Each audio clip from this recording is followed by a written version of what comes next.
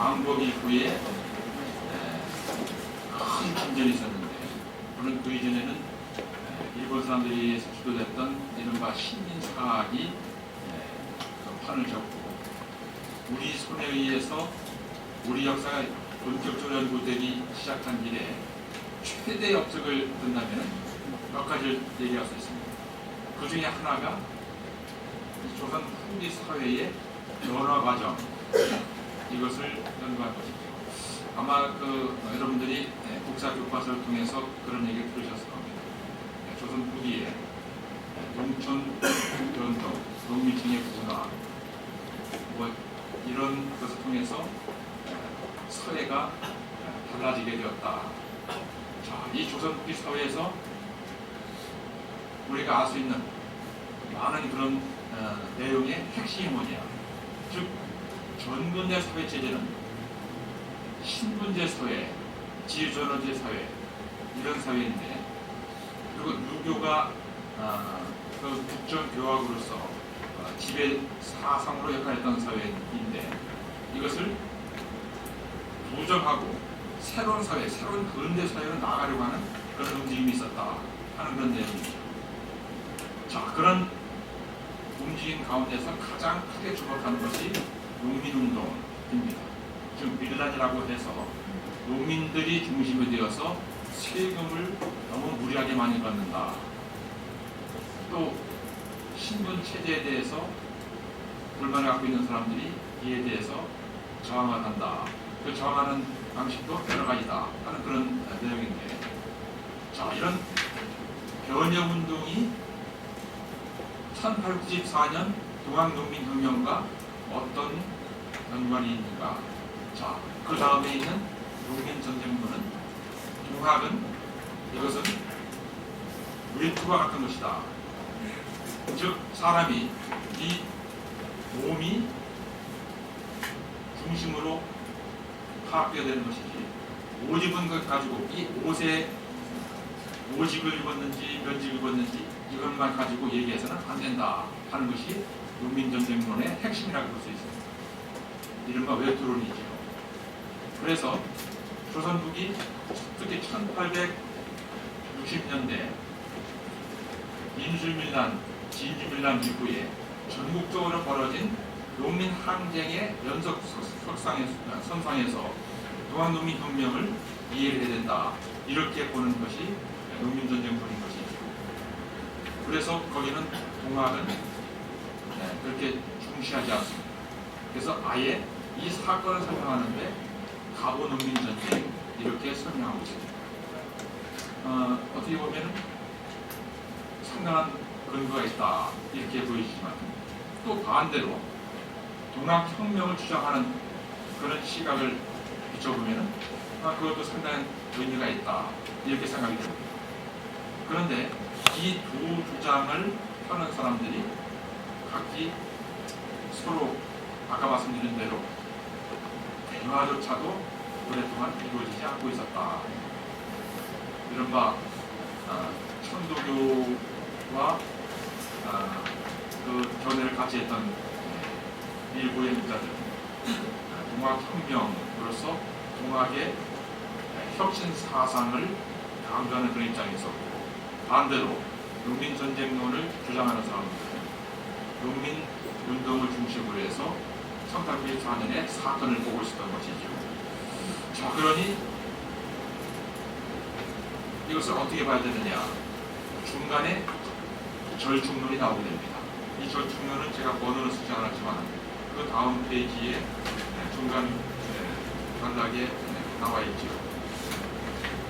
이 주장의 기본 구조는 동학의 교리가 혁명의 지도 이념은 아니었으나 현실 구정의 개혁 논리를 가지고 있었고, 동학의 조직이 전국에 걸쳐서 공기의 매개 역할을 했기 때문에 혁명으로 발전하였다는 주장입니다.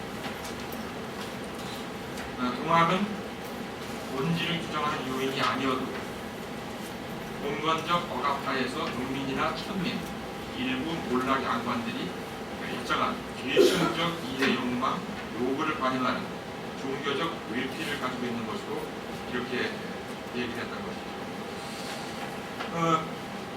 자, 이 동학과 농민정을 합쳐서 보려고 하는 그런 시가 이게 저축론이라고 이렇게 썼는데 저축론 사실 적합한 그런 것은 아닙니다. 그럼 저는 어떤 입장에 서게 됐느냐? 저는 경상도 지역을 다니면서 동학이 1800년대, 1860년대에 시작을 해서 퍼져나가고 1890년대에 그렇게 확산될 수 있었던 배경이 뭔가 하는 것을 찾아봤는데 이건 다른 지역하고 비교가 됐습니다. 특히 전라도 지역하고 비교가 됐는데 경상도 북부 지역, 경북 지역은 안동을 중심으로 해서 지금도 전통사회의 그런 모습을 많이 갖고 있습니다. 아마 제가 70년대, 80년대 경상도 북부 지역에서 조사를 할 때 어느 부인에게 갑자기 물어봤는데 어느 성씨에 대해서 물었더니 그 사람들이요? 하면서 갑자기 얘기합니다. 그 집안은 천민들이랍니다. 어느 마을에 사는 어느 성씨는 예전에 노비들 성이라고 이렇게 얘기를 하는데 그것이 1970년대, 80년대까지도 경상도 북부 지역에서는 남아있었다는 얘기예요. 요새 혹시 혼인을 할 때 저 집은 쌍놈이다 해가지고 반대하는 그런 얘기가 들립니까? 예전에는 꽤 많았습니다. 경상도 특히 북부 지역에서는 이게 더 심했던 것이 아닌가 이렇게 생각이 들어요. 자, 혼인할 때 상대 집안에 그 양반인지 아닌지 또 양반이라고 하더라도 전국에서 알아주는 양반이 있는지 아니면은 향반 그 지역에서만 알아주는 양반이었는지 이것을 먼저 살펴보고서 혼인을 맺는다. 이거는 사실 보통 일이 아닌 거죠. 즉 1970년대, 80년대까지도 그랬다고 한다면 1860년대, 70년대, 80년대, 90년대는 어땠는가 하는 겁니다. 자, 그런데 상주 지역의 기록을 보면은 거기에 도남서원이라고 하는 데 출입하는 양반의 기록입니다. 그 양반이 동학이라고 하는 것이 갑자기 퍼지고 있는데 여기는 과부, 호랍이, 비천한 사람 또는 사회에서 천대받는 이런 사람들이 들어가서 서로 모이고 있다.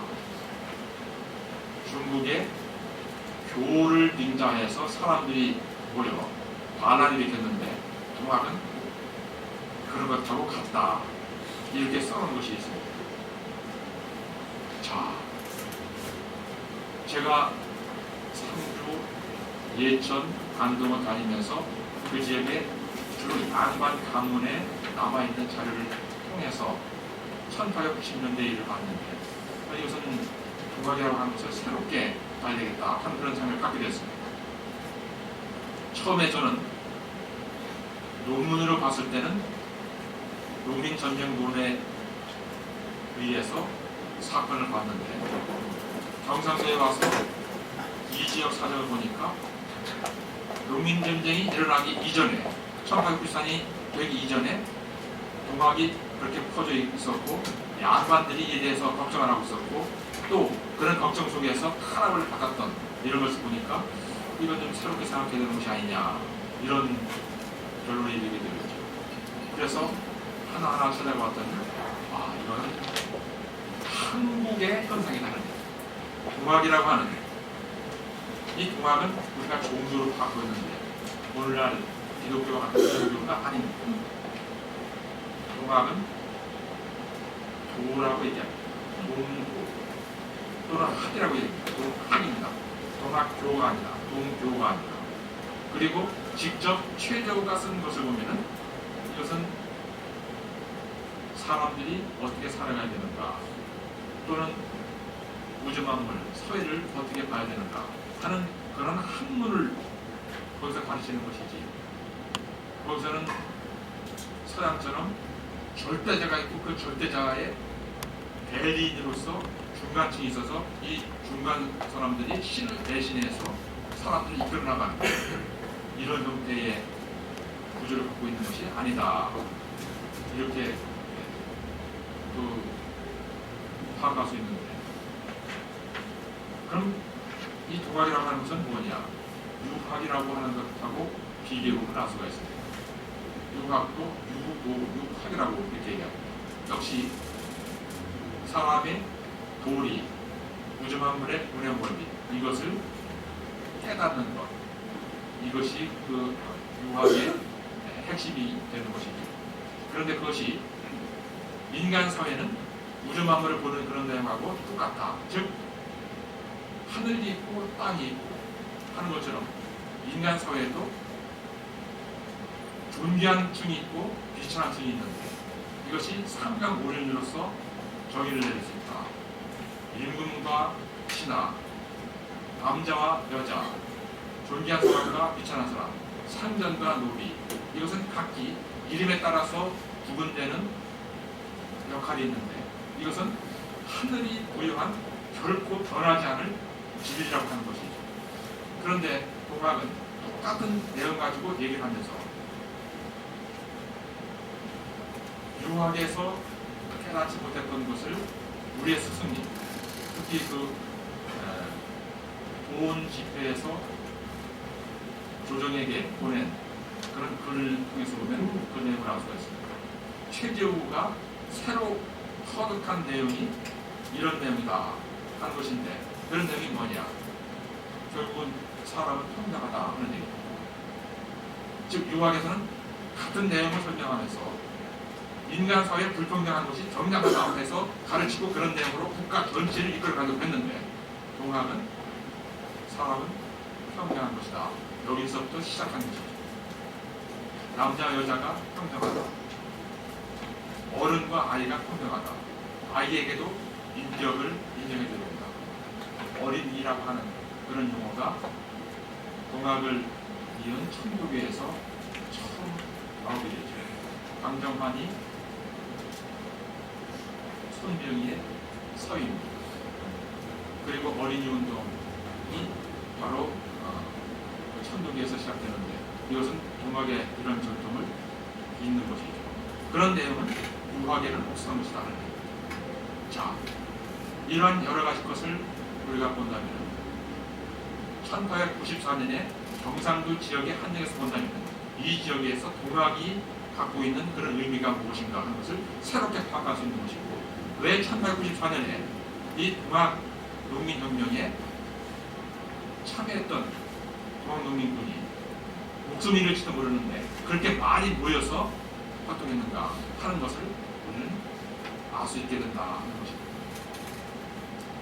따라서 동학하고 동학농민혁명, 이것을 별개로 이렇게 보는 것, 이것은 적합한 것은 아니다 이렇게 생각을 하게 됩니다. 그런데 이것이 절충론이라고 이렇게 표현하면 이건 적합하지 않다 생각합니다. 오히려 동학만을 강조하는 그런 내용, 또는 농민전쟁만 강조하는 그런 내용이 한 가지 사고를 보면서 한쪽만 보는 것이죠. 자, 여기 각자가 있습니다. 앞에서 보면 앞면만 보이고 옆에서 보면 뒷면만 보입니다.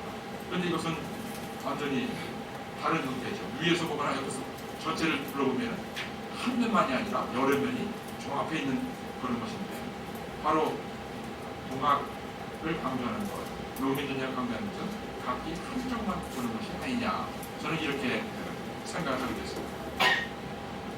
그래서 동학 농민혁명, 이와 관련돼서 우리가 용어를 어떻게 써야 되느냐, 또는 어떻게 이 내용을 이해해야 되느냐 하는 것을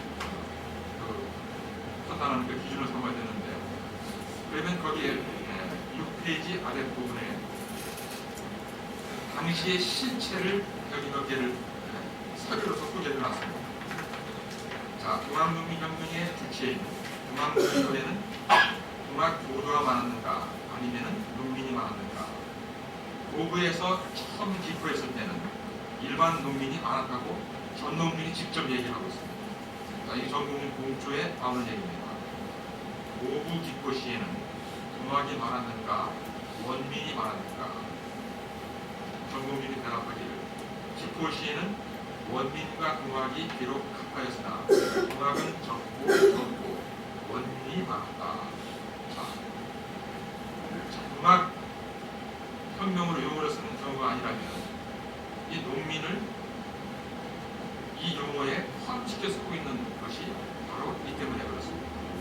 동학농민군은 지도부, 주도층, 참가층 이런 여러 층으로 구분할 수 있지만 여기에 지도부에 참여했던 사람들은 주로 동학의 대적주, 수적주, 적주 이런 사람들, 그리고 참가층에는 오래된 동학교회도 있지만 당시 새로 들어갔던 신입 교인들이 많이 있게 됩니다.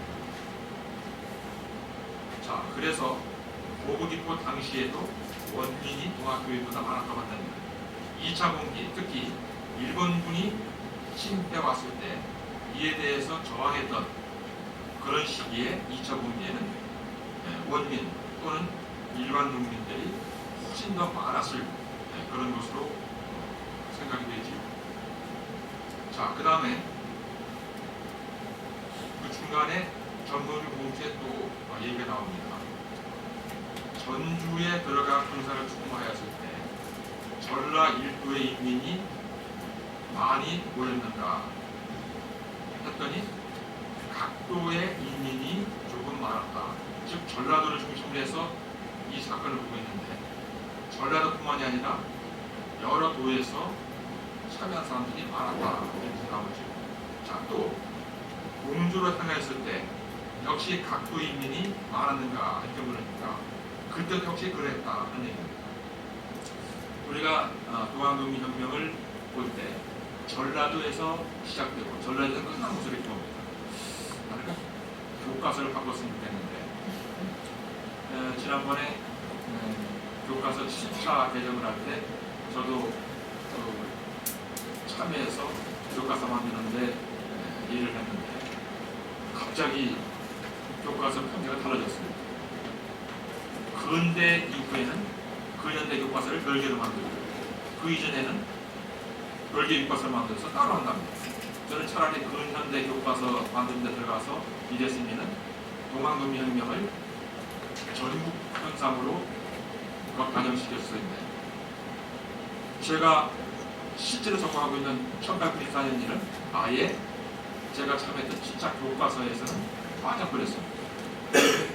그래서 반영하지 못했는데 그 교과서를 보면은 어떻게 되어 있느냐. 한국 지도 이걸 남한지도만 주로 놓고서 고부에서 시작되고 전라도에서 농민군이 어떻게 움직이고 이것만 표시해 놨습니다. 지도를 보면은 글보다도 훨씬 더 눈에 들어와서 이것이 그 인상이 남기는 것인데 거기 보면은 전라도에서 일어나서 전라도에서 끝난 것으로 되어 있습니다. 그것이 아닙니다. 이것은 충청도와 전라도가 거의 비슷한 형태로 거의 모든 지역에서 사건이 벌어졌습니다. 그래서 정부에서 진압군을 파견할 때 진압군의 명칭을 어떻게 했느냐. 양호, 도순무영 이렇게 명칭을 정했습니다. 임시 최고사령부가 양호, 호서와 호남을 아울러서 동학농민군을 진압하는 총보를 만들었던 것이죠. 또 그 총사령관도 역시 양호, 도순무사라고 했습니다. 선봉대도 양호, 무선동, 양호, 좌선동 이렇게 했습니다. 그런데 지금은 우리가 충청도는 다 빠져버리고 전라도에서 일어났던 사건들만 교과에서 설명하고 있기 때문에 그렇게 알고 있다는 거예요. 자, 그러면 다른 지역은 어떻게 했느냐. 강원도에서 대단했습니다. 왜 강원도에서 대단했느냐. 일본군이 동학농민군만 진압하기 위해서 일개 대대를 증파시킵니다. 당시는 청일전쟁을 벌이고 있던 때라서 일본군의 주력은 청나라 전쟁하는데 다 가버리고 새로 농민군을 진압하는 부대를 확인했는데 이것이 후위보병 제19대대입니다. 후위보병이라고 하는 것은 현역을 몇 년간 마치고 예비역을 마치고 아주 베테랑들인데 다시 소집을 해서 군대가 없으니까 다시 소집을 해서 조선에 파견했는데 이것이 세 부대로 나뉘어서 내려오게 됩니다. 1개 부대는 소록은 충청도 서해안 쪽으로 내려와서 전라도로 직항하도록 되어 있고 1개 중대는 청주로 내려와서 충청도를 직항해서 금강 쪽으로 내려가게 되어 있습니다.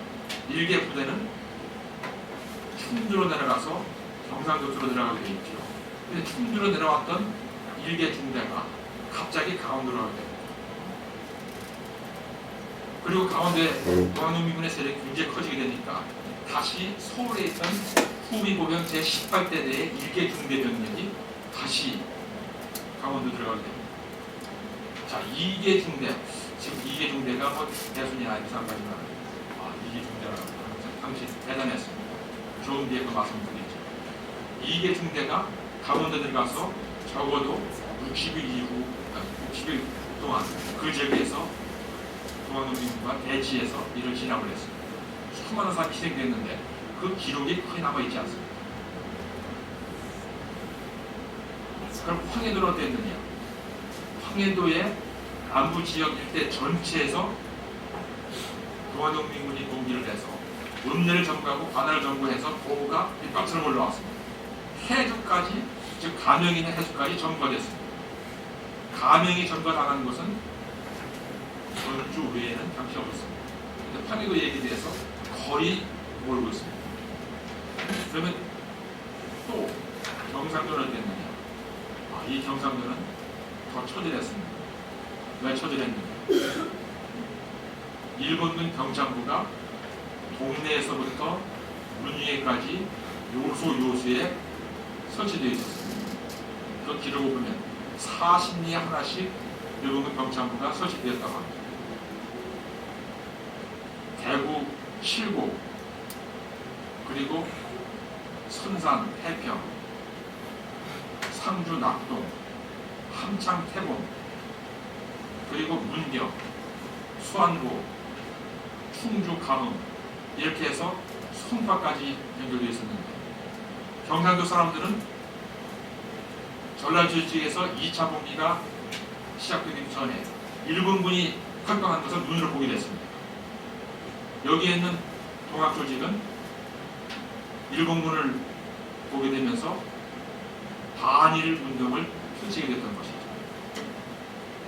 자, 1894년 6월 21일 0시 몇 분부터 용산에 조준하고 있던 일본군이 경복궁을 공격하기 위해서 출발합니다.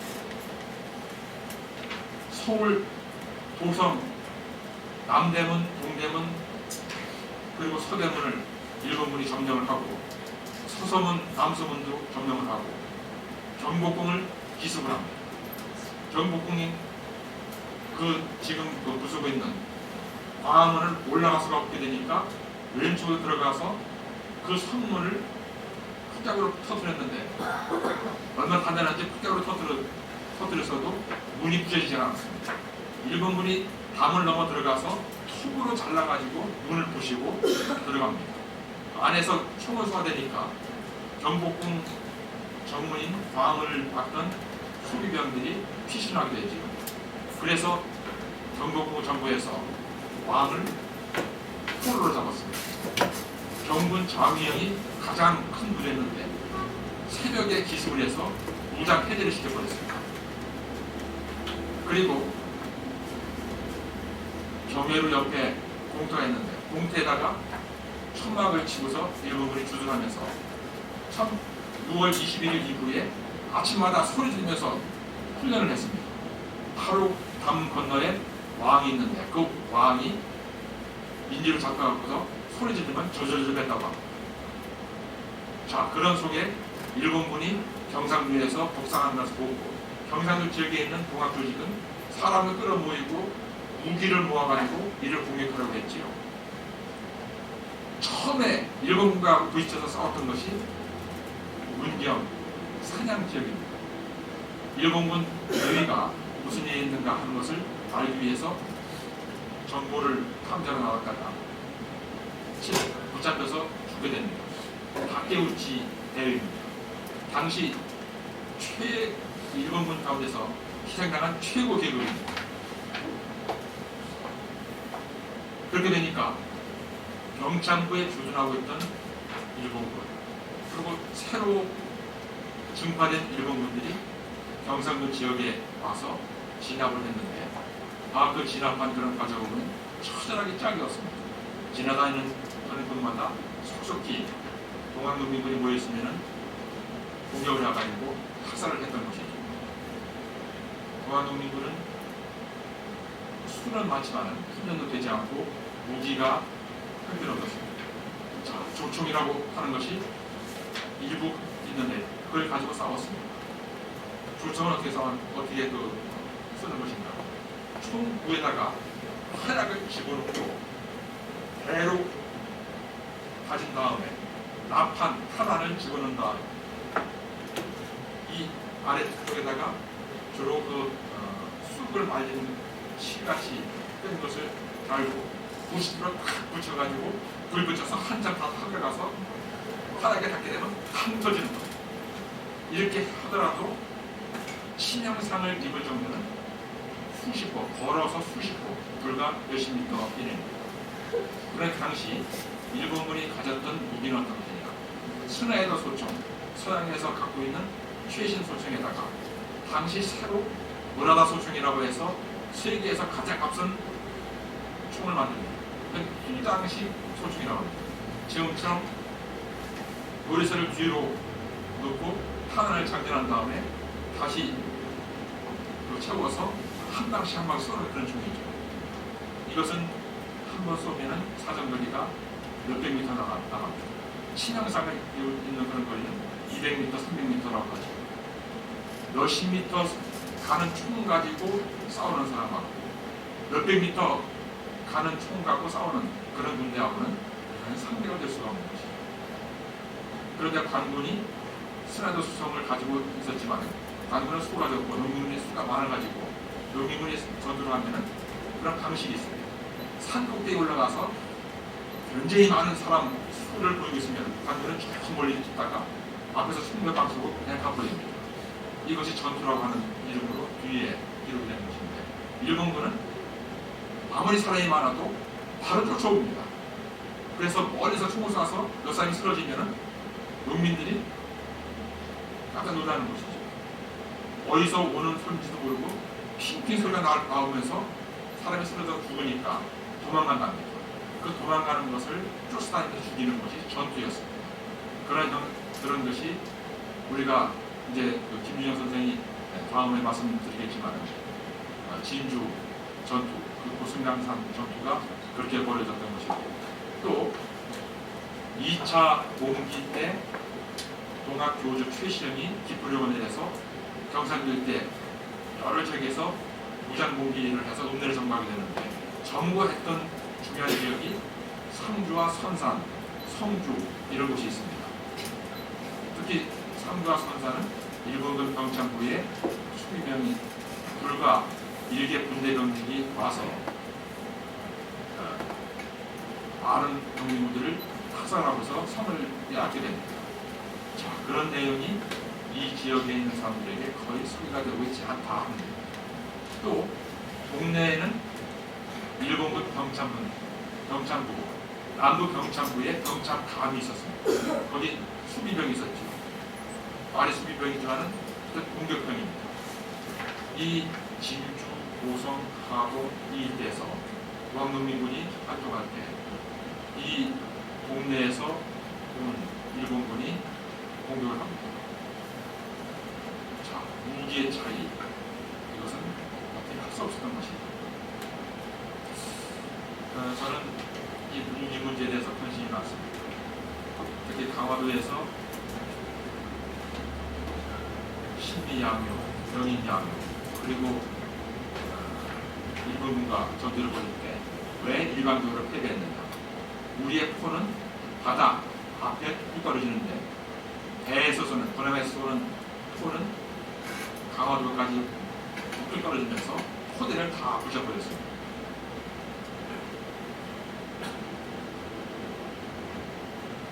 지금 우리가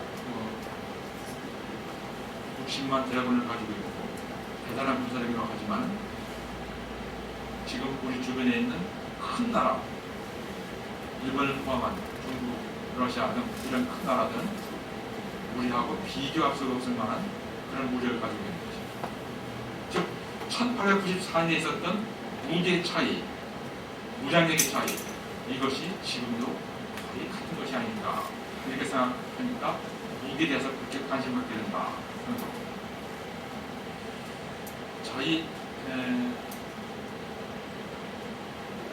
경상도 지역에서 그 일본군이 이렇게 많이 배치되어서 진행하고 있을 때 공주 무금지 전투가 벌어집니다. 자, 공주 무금지 전투는 이것은 당시 그 최대 그런 전투였죠. 그런데 이 공주 무금지 전투에 참여했던 일본군은 어느 나라 되느냐? 일개 중대였습니다. 아까 후비보병 제19대대에 서로군, 중로군, 동로군이 있었는데 동로군은 강원도로 들어갔고 중로군은 청주, 문이 이 일대에서 발목이 잡혀 있을 때 무금지전투에 참여했던 일본군은 서로군 일개 중대였습니다. 그 일개 중대가 정몽준이 이끈 핵심 정예부대 4천 내지 5천 되는 전라도 지역의 그 주력부대, 그리고 전라도의 다른 지역에서 왔던 그 중군이라고 할까, 품이라고 할까, 이런 부대, 그리고 충청도에서 손병희가 이끌고 왔던 수천 명의 그런 군대하고 와서 싸워서 이를 제압했던 것입니다. 자, 일본군의 일개 중대의 병력이 아마 최소한 10,000명 이상, 몇만 명이 될지 모르겠는데 이런 동학민군을 무금지전투에서 올리신 것이죠. 자, 그렇다면 일본군과 동학민군과의 그 무력의 차이, 군사력의 차이가 얼마큼인가 하는 것을 알 수가 있는데 그 가장 그 피해를 크게 입었던 곳이 경상도 지역이었다. 근데 경상도 지역 사람들이 그런 내용을 잘 모르고 있다. 이것은 결국 연구자의 책입니다. 저도 이 지역에서 처음 자료를 찾아서 현장을 확인하지 않은 그런 때는 이런 큰 일이 여기 있었는지 몰랐습니다. 그래서 처음 소리에서 학계 보고를 하게 됩니다. 그때부터 경상도 지역과 동학농경력에 대해서 관심을 가지고 여러 가지 그 기념 사업도 벌어지게 되고, 지금 예천과 상주는 제가 쓴 논문을 토대로 해서 기념사업회가 만들어서 또 활동을 하고 있습니다. 그런데 성주 같은 곳은 성주와 하동은 아주 큰 피해가 일어났던 것이죠. 동학농민군이 읍내를 공격하면서 읍내에 있는 그 향리들이 동학농민군들을 체포해서 처형을 해버립니다. 그러니까 읍내를 공격하면서 불을 질러버리는데, 아까 말씀드린 대로 초가지만 죽이는데 불을 지르니까 엄청나게 타버리죠. 성주에는 읍내에서 불타버린 집수가 1000수가 넘게 됩니다. 그게 많이 있는지 모르겠는데 읍내 외에 있다고 하니까 바깥때부터 불을 질러서 들어갔던 것이 아닌가 싶습니다. 그래서 국왕이 대탕금을 하선합니다. 가을이 되고 겨울이 되니까 이 추위를 어떻게 되겠느냐 해서 조정히 해서 돈을 주어서 먹고 살 수 있을 그런 방도를 취하게 합니다. 하동도 마찬가지였습니다. 하동도 읍내가 불이 타가지고 전소가 됐다고 하는데, 다른 지역에서 읍내가 불타는 곳은 충북의 괴산 읍내만 있습니다. 그래서 조정에서 이 세 지역만 계속 거론이 됩니다. 그 지역에 사는 사람들이 어떻게 추위를 견딜 것이냐, 북한에서 보호해 주도록 하라 하는 그런 얘기가 전해지고 있죠. 자, 동학과 농민전쟁과의 관련, 이것은 요점을 정리해드리면 동학을 중심으로 해서 이를 보는 시각들이 있고, 농민전쟁을 중심으로 해서 농민운동을 중심으로 해서 보는 시각들이 있고, 저축론도 있다.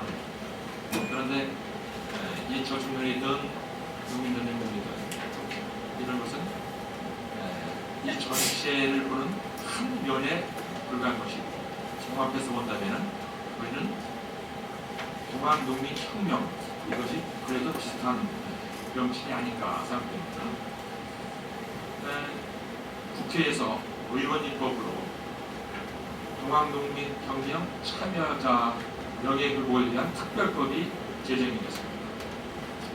그리고 그 명예회복을 위한 일련의 사업을 시작을 했는데 그 사업의 하나로서 동학농민군의 후손이 우리 할아버지가 이런 일을 했다고 하는 것을 신고를 하면 그 신고한 것을 조사해서 유족인 것을 인정해주는 그런 증서를 전해주는 것이고 지금 적어도 아마 100만 명 학살된 사람을 따지면은 어디에서 10만 명 또는 적어도 몇만 명일게 되는데 현재 유족으로서 확인된 사람이 780몇 명이고 그 동학농민군 참여자는 280몇 명만 이렇게 확인이 됐습니다. 이것은 몇 세대에 거쳐오는 동안에 아주 집안에서 그 얘기가 전해지지 않고 인멸적으로 그런 결과인 것이죠. 이번 12월 8일, 9일, 10일 공주에서 동학농민혁명 제1차 전국 기념대회 또는 위령제를 열게 됩니다. 그때 전국에 있는 동학농민들 유족을 신청한 사람들 가운데서 각 시도에 있는 분들을 모셔다가 단상위에서 직접 문화본부부 장관이 동학농민 유족을 하고 인정해주는 인정서를 전달합니다. 그리고 현재까지 확인된 그런 모든 분들을 다 모셔다가 그 10일 10시부터 일요일이죠. 공주의 그 문예회관에서 기념식을 하게 됩니다.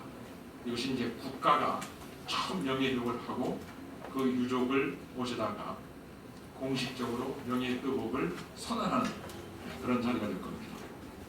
근데 이런 자리까지 오게 된 것을 보면 제가 처음 연구를 시작했던 몇십 년 전과 비교해 볼 때 장족의 진도를 합니다. 처음에는 유족만 끝내남아가지고 가슴 태우고 있었던 그런 것이 연구자가 처음 그 사회를 조사해서 밝혀내고 100주년이 되었을 때 이 연구자가 중심되어서 유족회를 만들게 하고 즉 동학농민혁명 유족들이 모여서 단체를 만들어서 활동을 했습니다. 그리고 정부에 강력하게 요구를 했습니다. 이것은 비록 학문으로서는 명예회복을 했지만 국가가 병난을 일으킨 반란 세력으로 규정한 것을 풀어줘야 된다. 그래서 이렇게 명예회복을 위한 특별법이 만들어지게 되고 그 명예회복을 위한 특별법의 일환으로서 기념재단이 설치가 되어서 활동을 하고 있습니다. 그리고 제1차 전국 기념대회가 이번 그 일요일 날 처음 공주에서 가장 많이 희생된 그런 장소인 우금치 옆에 있는 공주에서 그 기념대회가 열리게 되는 것이죠. 이런 걸 여러 가지 생각하면 저는 연구자로서 보람도 이렇게 느낍니다만 반대로 참 애석하게 짝이 없는 그런 많은 사례, 많은 지역의 그런 문제를 아직도 조사가 되지 않고 또 아예 전소이 된 그런 집안 사례를 본다면 이것은 너무 늦은 것이 아닌가 이렇게 또 생각이 됩니다. 자, 제 말씀은 여기서 마치겠습니다. 혹시 좀 시간이 좀 지났지만 질문을 하시면은 그에 대해서 제가 대답을 함으로써 보충하도록 하겠습니다.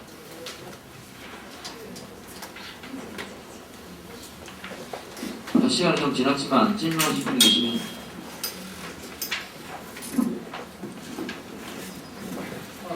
꽤 잘 들었습니다. 저는 저에게 학계에서 기념사학회에서 연구했던 이런 적이나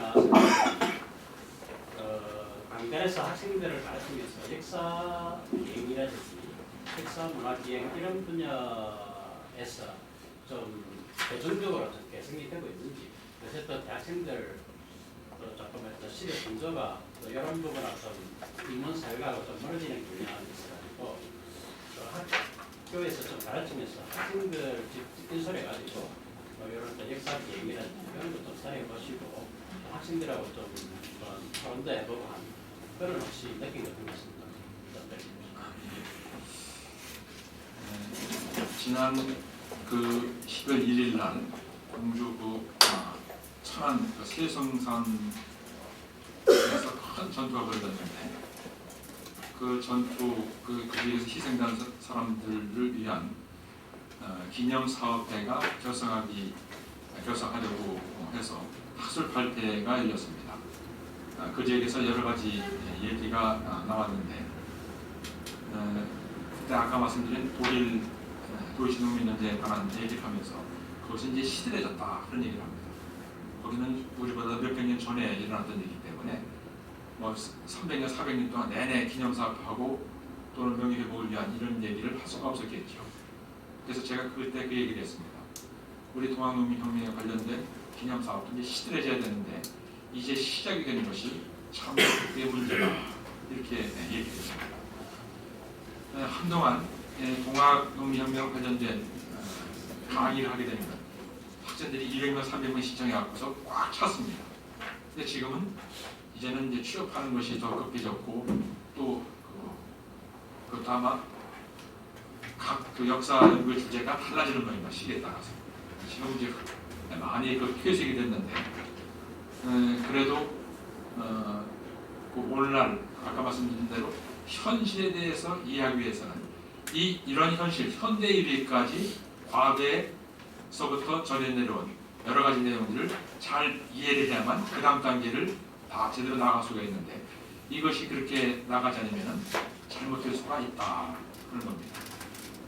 물론 그 우리가 이런 그 동학농민혁명과 같이 사회 변화, 변혁, 변혁운동 이런 데 중점을 두고 역사를 보게 되니까 다른 쪽 측면을 소리했던 점이 있습니다. 그렇지만 이런 내용을 빼고서 역사를 보게 된다면 그건 큰 것을 놓치게 되는 것이죠. 그래서 학생들을 이런 내용에 대해서 관심을 갖게 하고 더 달리 이해시키기 위해서는 어떻게 되느냐. 그래서 기념사업을 제대로 해야 된다 생각합니다. 유적지를 가보면 아무것도 없습니다. 탑을 하나 둘이 세워놨는데 이 탑도 전국에 거의 똑같은 데를 세워놨습니다. 그래서 이런 것은 안 된다. 적어도 설명서도 제대로 해놓고 그 내용을 바르게 표현해서 감동을 주는 그런 것이 돼야 된다. 이렇게 생각을 하고 기념사업을 추진하자고 얘기를 하고 있습니다. 뭐 다른 우리가 그 아까도 그런 말씀을 하셨는데 역사 기행을 또는 그 유적지 조사 답사를 하게 되면 대개 절이라든가 판교라든가 해서 건물이 들어오고 옵니다. 거기는 전국이 비슷한 것이라서 별 의미가 없는 그런 생각을 하고 보게 되는데 역사 현장에 가서 사람들이 활동했던 그런 내용을 사실 그대로 그림, 지도 또는 조형물로 표현한 것을 보고 보게 된다면 이것은 감이 다를 것이다 해가지고 여러 가지로 지금 시도를 하고 있습니다. 세계 여러 지역을 다니면서 가장 잘 표현한 것은 어떤 것인가 이것도 조사를 하고 있고 우리가 우리의 것으로서 가장 잘 표현하기 위해서는 어떻게 되느냐. 예를 들면 지도를 그려놓는데 그냥 지도만 선으로 그리는 것이 아니라 지형도 입체 지형들을 그려서 여기서 어떻게 전투가 벌어졌는가 하면서 종합적으로 파악하게 하자 이런 뜻 시작을 해가지고 아주 쉽고 잘 정리된 글로 그 내용을 설명했으면 돼가지고 그런 역사 기행 이것을 앞으로 그 안내자가 없다고 하더라도 학생 일반인은 일반인인데 직접 가서 보고 느끼게 이렇게 하려고 그 사업을 준비를 하고 있습니다. 언제 될지 모르지만은 그렇게 차근차근 해나갈 겁니다. 자, 시간이 본래 늦는 시간이 12시 반이었습니다. 10분 정도 초과했고 그리고 또 시작도 하실 것이기 때문에 첫 번째 강의였던 통합과 농민혁명이 만나다 라고 하는 주제의 강의를 지금 마치도록 하겠습니다. 박수로. 자, 이 사항을 좀 알려드리겠습니다. 그 다음 강의는 제 두 번째 강의는 12월 7일 목요일이죠. 근데 여기 통일부 강당 사정상 한 30분 정도를 늦추었으면 합니다. 그래서 목요일에는 11시에 강의를 시작하도록 하겠습니다. 그리고 그 오늘 리퍼런스 보면은 그 답사가 있거든요. 12월 16일 토요일 답사가 있습니다. 이 답사는 그 신청을 받아서 합니다. 그리고 답사비도 그 실비로 받습니다. 20,000원인데 그래서 답사에 참여하실 분들은 앞에 그 입구에 있죠. 거기에서 좀 신청을 해주시면은 미리 인원이 파악돼야 답사를 진행할 수 있거든요. 그래서 그 미리 좀 신청을 해주시면은 이번 주 안으로 신청해 주시면 고맙겠습니다. 물론 이 강의실이 조건이 좀 그랬죠.